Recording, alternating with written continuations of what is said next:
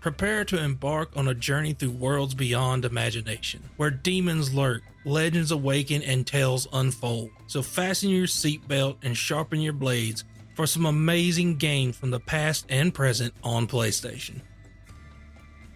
One of my favorite genres is RPGs. PlayStation has access to some of the best, so let's talk about one that started on the PS3 and created a revolution in video games, and that is Demon's Souls. It spawned countless copies and inspired thousands of game developers to try and create something as good and as fun as these games are. But when that game first released, nobody knew what to do in it. It was so hard. Every time you would die, your health was cut in half. And if you died while you were in human form, the world would get harder, introducing new enemies to fight. Every mistake you made the game harder for you. They did have that unique online experience, so you could call in an ally to help you fight and get you through some of the bosses, or the hordes of monsters throughout the city of Boletaria. While you can only play the original if you have a PS3, if you have a PS5, the Demon's Souls remake is simply stunning. It's almost visually perfect in every way. There's no jagged edges. You don't notice the level of detail, and there's so much nuance to the physics, such as grass blowing when you cast magic, or tapestries flying around, and even being able to be set on fire with magic. The game is impressive from every single level. If you have not picked this one up on PS5, this is one you should definitely put on your list. And if you find it too challenging, call in a friend, have them join you to the game, because you will not regret it.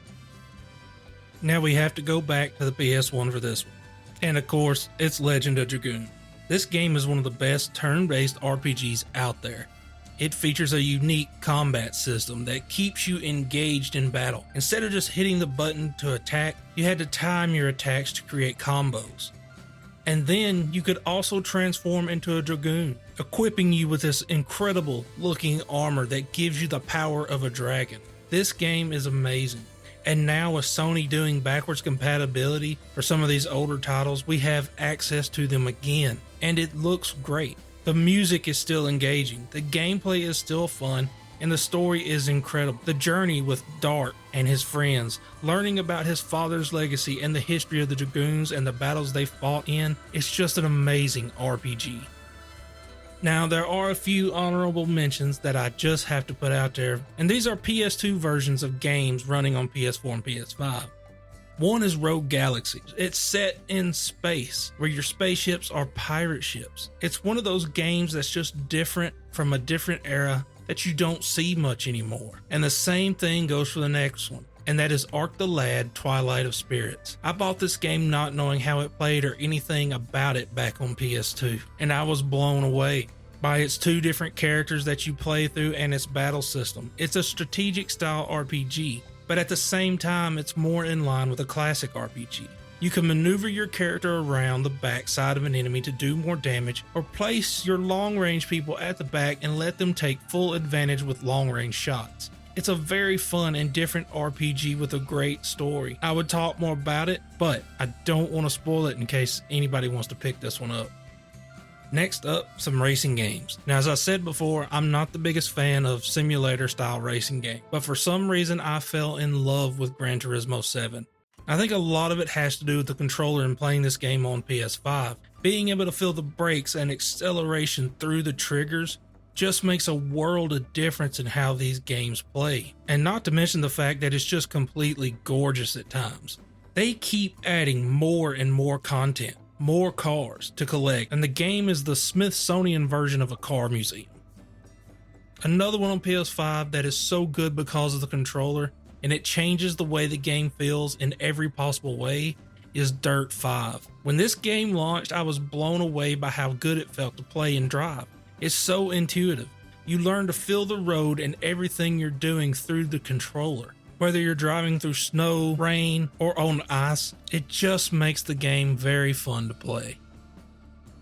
Now, if you're looking for an old school racer, that has to go to Jet Moto 2. I love these games. They're just fun to play. And that's the only thing that's important when it comes to a racing game, is can you have fun with it? And the Jet Moto games are classic for a reason. They're just fun, fast, and frantic. Nier Automata. Now, I love the original game, but I did not expect Automata to take off and become such a success. I figured people would think it was too weird and too quirky, but people fell in love with it and the characters. Of course, it helps that everything in this game is great and it's so much fun to play. The combat is incredible, changing between 2D and 3D gameplay on the fly. It just changes the way you can think about game design.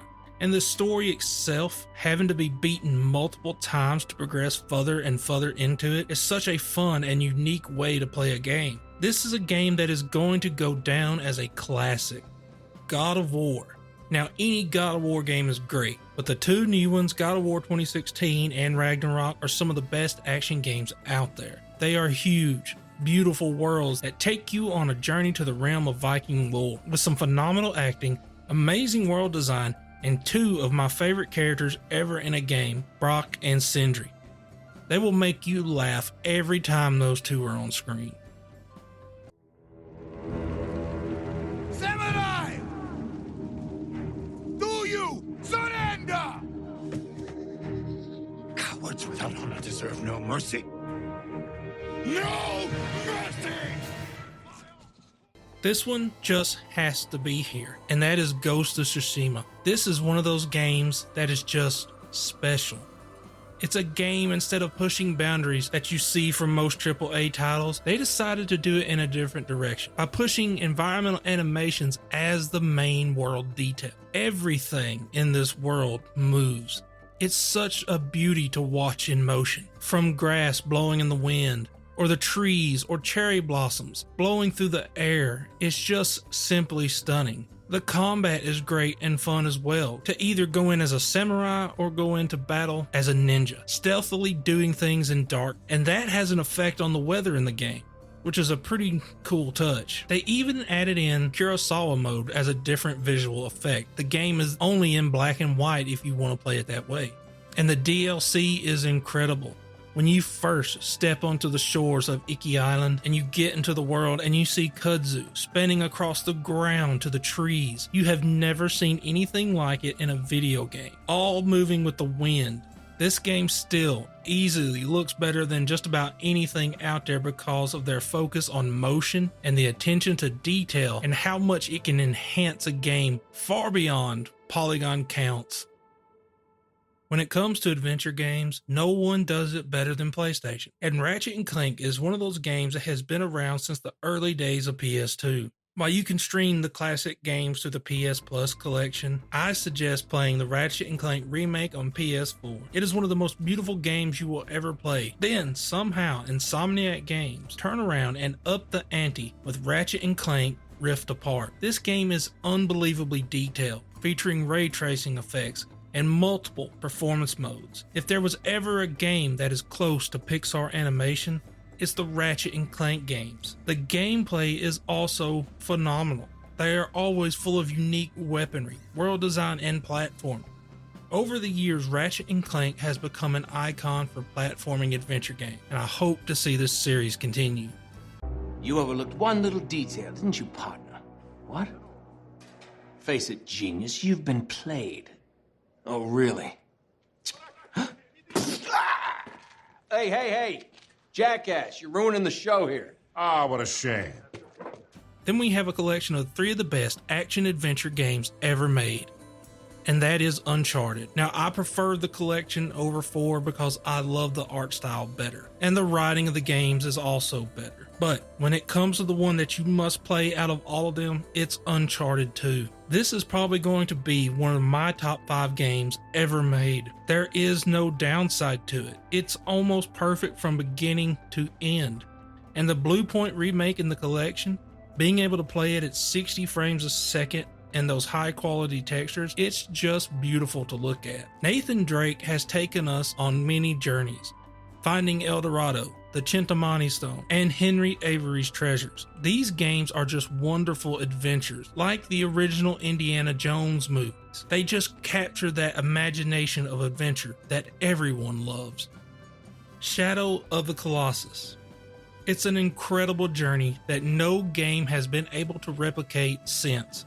Taking down these massive colossi with nothing but a sword, climbing on top of their backs, and even some of them flying through the air as you ride on top. It's one of the most incredible adventure games out there, and it's a peaceful journey as well. The game is mostly quiet as you ride around on your horse, with no enemies to fight besides the massive colossi. It's just a beautiful journey that I feel like every gamer needs to experience.